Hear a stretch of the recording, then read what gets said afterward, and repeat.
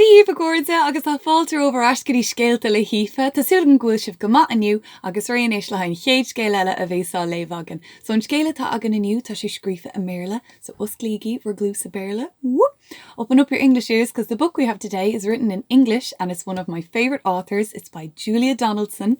And the book we have by Julia Donaldson today is The Snail and the Whale.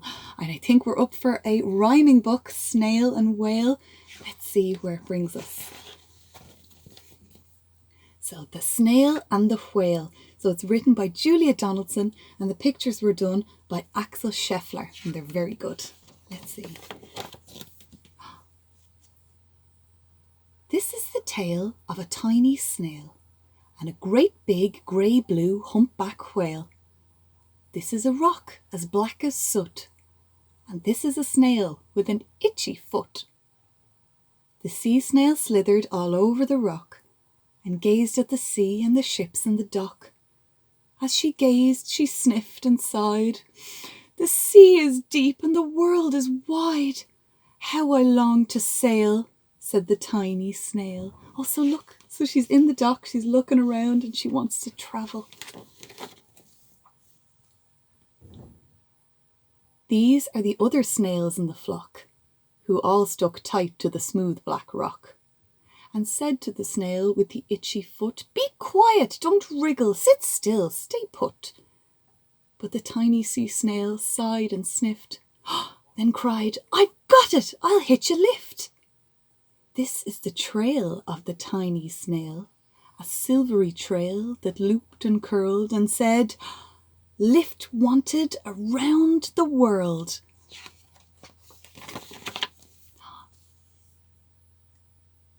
This is the whale who came one night when the tide was high and the stars were bright.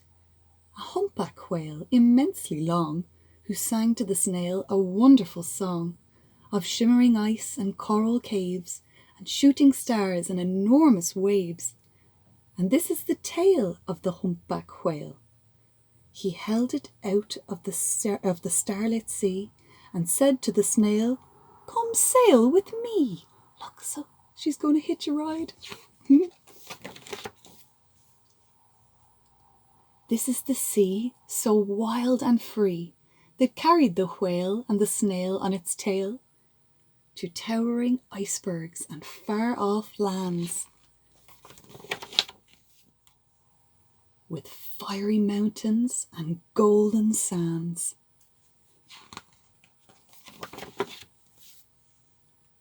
These are the waves that arched and crashed, that foamed and frolicked and sprayed and splashed the tiny snail on the tail of the whale. These are the caves beneath the waves, where stripy fish with feathery fins and sharks with hideous toothy grins swam around the whale and the snail on his tail. Wow. This is the sky, so vast and high, sometimes sunny and blue and warm, sometimes filled with a thunderstorm, with zigzag lightning flashing and frightening the tiny snail on the tail of the whale. Look, that is scary. Ooh.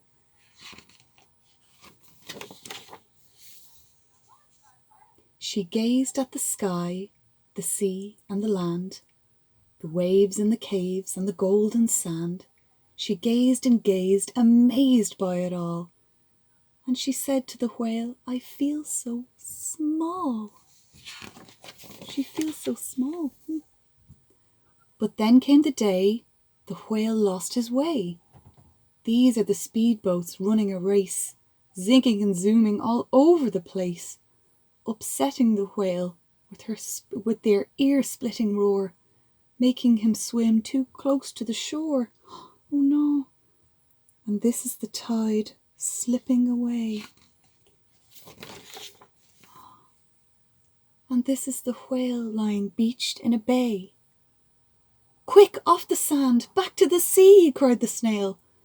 "I can't move on land, I'm too big," moaned the whale. The snail felt helpless and terribly small. Then, "I've got it," she cried, and started to crawl. I must not fail, said the tiny snail. She's got a plan, I wonder. This is the bell on the school in the bay, ringing the children in from their play. This is the teacher holding her chalk, telling the class, sit straight, don't talk. This is the board as black as soot. And this is the snail with the itchy foot. A snail, a snail! The teacher turns pale. Look, say the children, it's leaving a trail. This is the trail of the tiny snail, a silvery trail saying, save the whale. Oh my goodness. These are the children running from school, fetching the fireman, digging a pool, squirting and spraying to keep the whale cool. Look, they're all working together to try and keep him cool. This is the tide coming into the bay, and these are the villagers shouting, hooray! As the whale and the snail travel safely away. Oh, thank goodness the tide came in. Back to the dock and the flock on the rock, who said, how time's flown, and haven't you grown? And the whale and the snail told their wonderful tale of shimmering ice and coral caves, and shooting stars and enormous waves, and of how the snail, so small and frail, with her looping, curling, silvery tail, saved the life of the humpback whale. Then the humpback whale held out his tail, and on crawled snail after snail after snail. Look, they're all going to get a lift.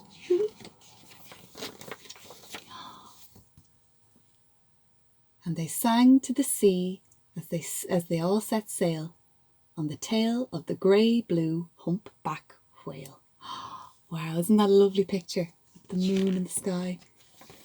Oh, and that's the end. Brilliant. Oh, I really like that book. It's brilliant. You always know if you have a Julia Donaldson book, it's going to be good. I hope you enjoyed that one today, hAoife. So don't forget to close your ears. Whoop! Close your English ears. Tá muid críochna inis hAoife agus asúlagan gur bhain sibh taithna bhaiste sin. Feic me sibh rís le hain chéad scéal eile is Scéalta le hAoife. San san!